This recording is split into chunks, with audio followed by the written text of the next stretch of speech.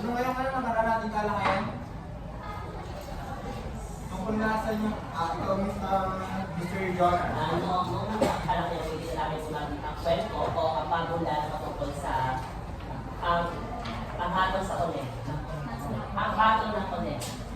Maraming salamat, sir. Ngayon ay mag-move na tayo. Kumbaga ay dinikdaw na tayo sa panibagong nating aralin na mamaya ay maliliwanagan kayo sa kung ano nga ba may dudulot na ating tatalakayin na ngayon na maaari nyo gamitin sa inyo pang-araw-araw na buhay at makakatulong sa pagkilala sa inyong sarili, pagtanggap sa kung sino kayo bilang isang individual.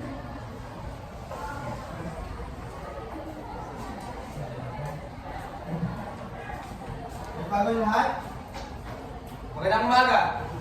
Magandang araw. Magandang araw sa inyo. Magandang araw! Ayan, bago kayo magsuko ay siguraduhin mo munang malinis at maayos ang hanay ng inyong mga upuan. Kung sa tingin nyo ay maayos na at komportable na kayo sa inyong mga nilalagyan ay maaari na kayong mag-siko. Ayan. Nagagalak akong makita kayo ngayong araw na ito sapagkat ang inyong mga postura at ang inyong mga ayos pananamit ay tiyak naman para talagang merong inspirasyon. Meron kayong pinag-uubutan na meron kayong dahilan kung bakit siya ng inyong mga isinuot sa ngayong araw na ito. Ano?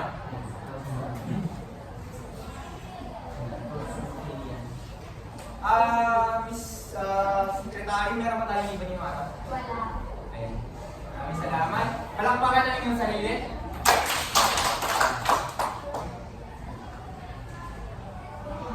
Tayo ngayon ay magkakaroon ng panibagong talakayan. Ano?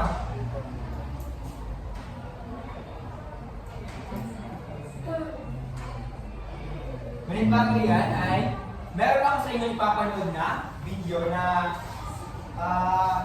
pakinggan, panoorin, sapagkat mamaya ay meron akong ihahad ng katanungan na patungkol dito sa ating panoorin. Ano?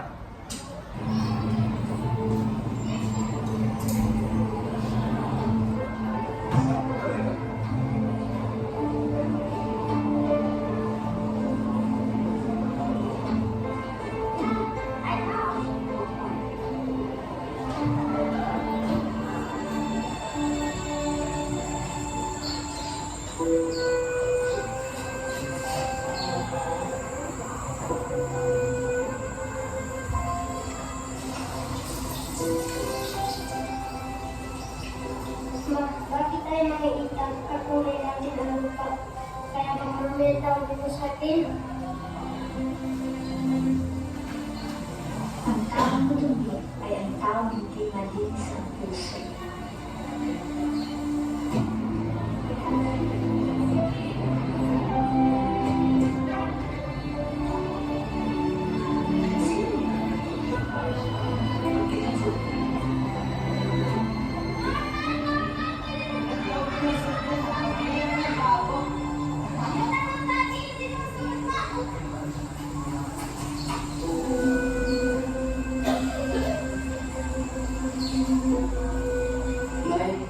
Pwede mo lang palitan mga kaglas o bukod bagong suot.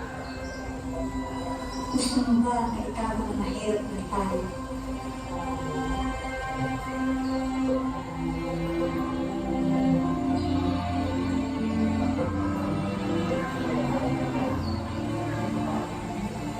Alin ang karapat dapat hangaan? Isang taong magaling ang buhay o isang taong dumaan sa matinding kahirapan?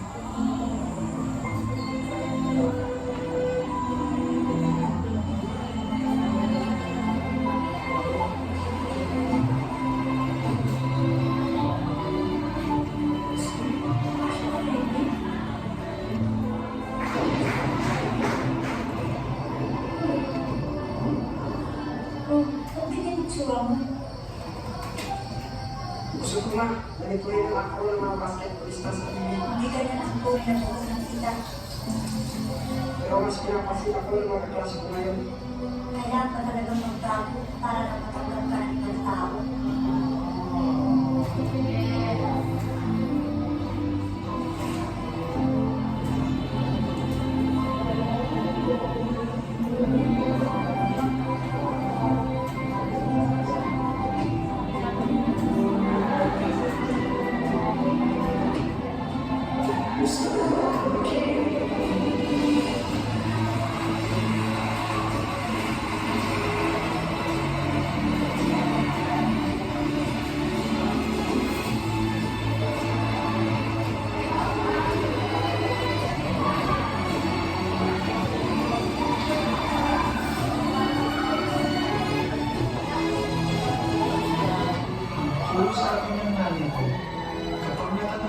kung sino ako, mas malayo ang narating ko. Ako si Norman King. Ipinagmamalaki kong ako'y isang altang Pilipino.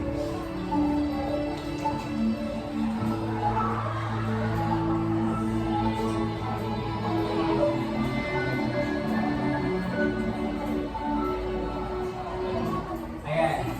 Kumusta? Kumusta ang inyong naging damdamin matapos yung panoorin ang video na inihanda ko? Ikaw, Mr. Jonah. For me talaga is medyo naiyak ako. Natakot kasi, imagine mo talagang nakakatuwa yung mga diba? Sobrang, pakita mo lang sila na kumain na kagabi, diba? Sobrang saya din yung so parang, imagine mo, hindi ko ma-imagine na kaya din man nilang gawin yung kaya natin ang ating mga natutupad ng ating mga dreams. And doon nga, based dun sa video, hindi natin kailangan ipakita kung sino, hindi natin kailangan balat kayo o parang itago natin yung totoo tayo. Kailangan ipakita natin yung real na tayo talaga, kung sino tayo sa ating mundo, kung sino yung tao, kung sino tayo sa ating ginagalawa na kapaligiran. Dahil pati doon ba sabi, handa ka ba magbago para pagdating na ibang tao? Diba parang, imagine mo, napatanong ko sa sarili ko. And, yeah, super nakakaya.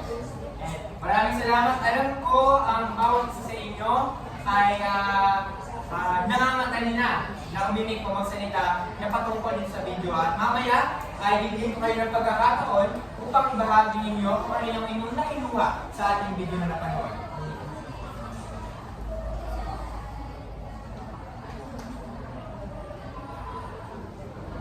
Ako si Norman King.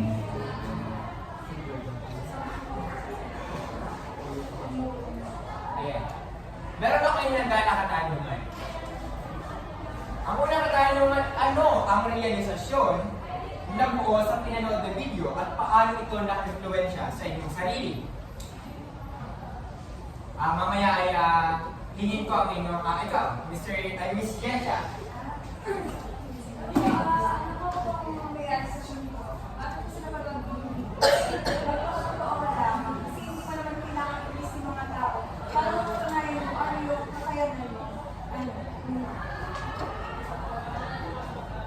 Ayan.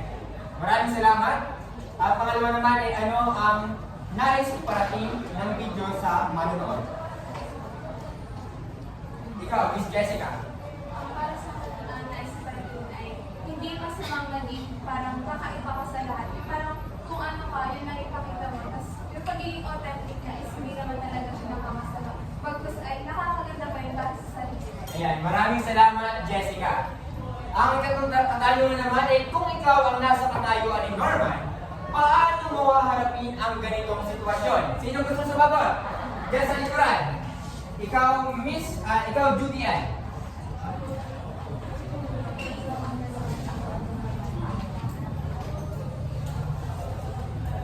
Ang siguro ganun din sa ginawa niya na nagsusulong siya kada ng mga discrimination na naranasan niya, kahirapan lang.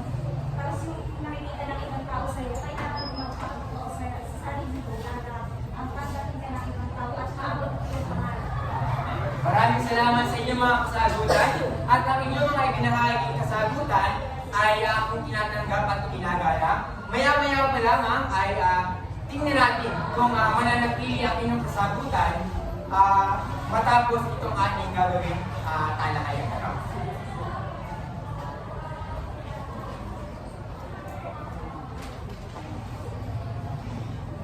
Ngunit bago ang lahat, bago tayo magpatuloy, narito ang ating layunin. Maaaring pakibasa ng lahat. Sa pagkatapos na araling ang mga mag-aaral ay napapahuli ang mga kahiyan ng mga paunahan tauhan sa kwento. Nakapahagi ng sariling salubin tungkol sa kwento ng sandaang gabi. Nabibigyan ng pagpahalaga ang mga aral na maaaring makuha sa kalye. Maya-maya lamang ay ito ang inaasahan na inyong matatamo pagkatapos ng ating talakayan. bago tayo formal na magsimula, ito ang ating paksa.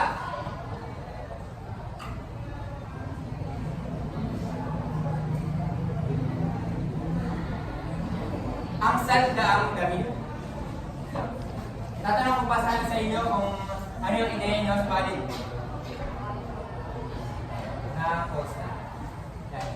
Ngunit bago tayo tuluyan na talakayin kung ano nga bang mapaloob sa kwento ng sandaang damit ay sinulat ni Harley Garcia, ay hayaan nyo muna hawani o ang mga bokabularyo na maaari na magsagabal sa inyong pagkatuto sa pagbabasa ng ating sandaang damit na isang maiging kwento.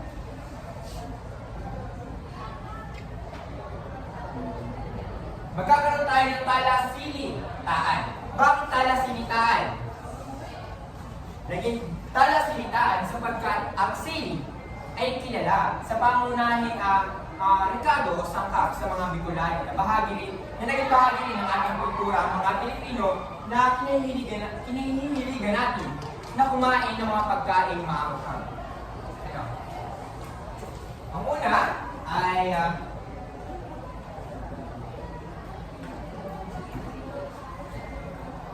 sa tingin ninyo, ano ang kahulugan o salito sa Pilipino ang nakarigay? Ang nakarigay ay salitang Bicolano o maaaring isang salitagang salita na may salin sa Pilipino. Meron kayong ideya? Subukin natin. Ikaw, Brian, ano sa tingin mo? Siguro po ay nakalagay. Nakalagay? Tukuyin natin, sino ba may subong natin bagot? Ikaw, Tanya. Nakasampay. Alamin natin kung ano nga ba ang hulugan ng nakalagay.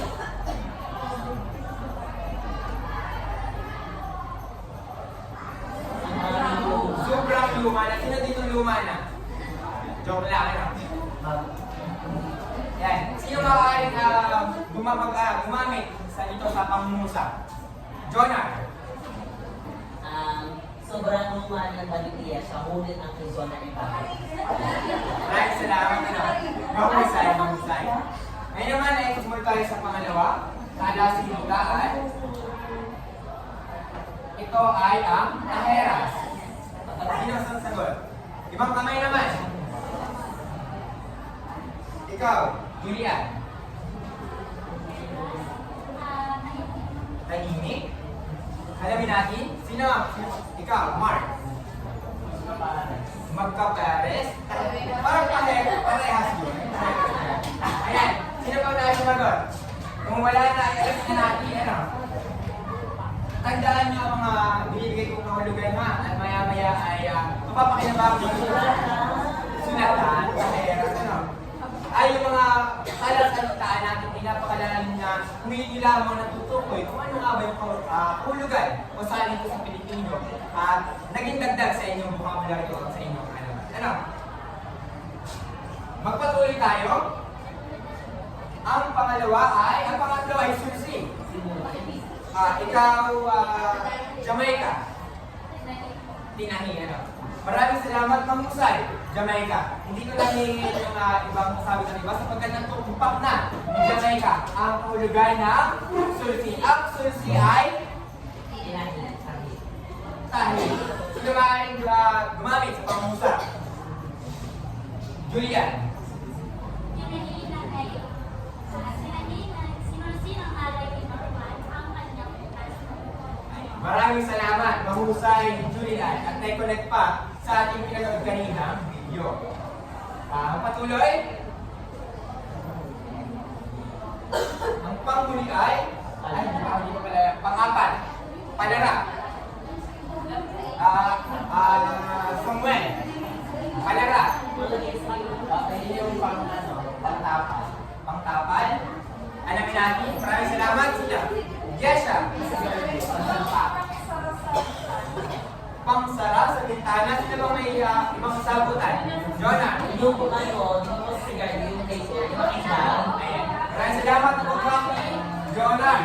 Kung sa Ingles, ang palara ay tinatawag natin boy. Nakakita na kayo tayo, no? Alam niyo yung ano, yung ay sa kasi ano ba yun? Yung sa ano? Sa bote, oh? Sa yun. Magpatuloy na tayo, patuloy. Ang sumunod naman ay paanas. Paanas. Yes, siya. Malaking paa.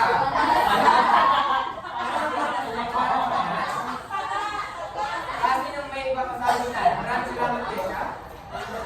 Kung wala nang ibang kasagutan, ang paanas ay may salin sa Pilipino na pabulong. Sino ang gusto gumamit sa pangmusap ng salitang paanas?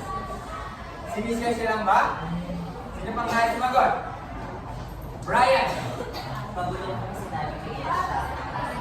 Pabulong. Sa hina ng boses ni Brian ay pabulong talaga, no?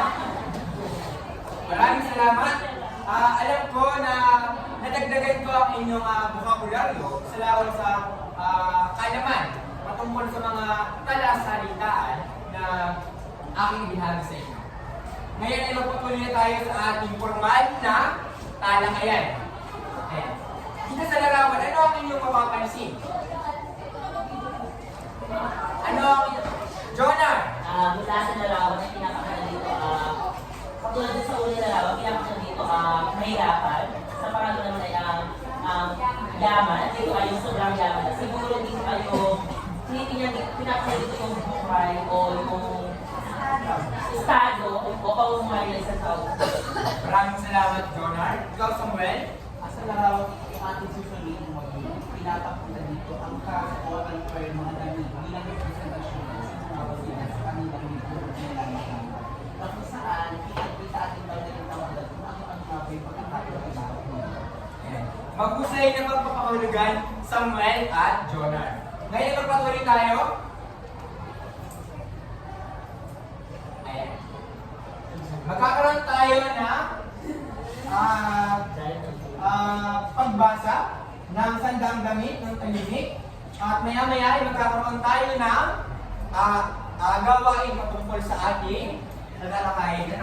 Maghati-hati na lamang sa bawat grupo. At sa ganoon ay makakalat ng kwento ng sandang damit.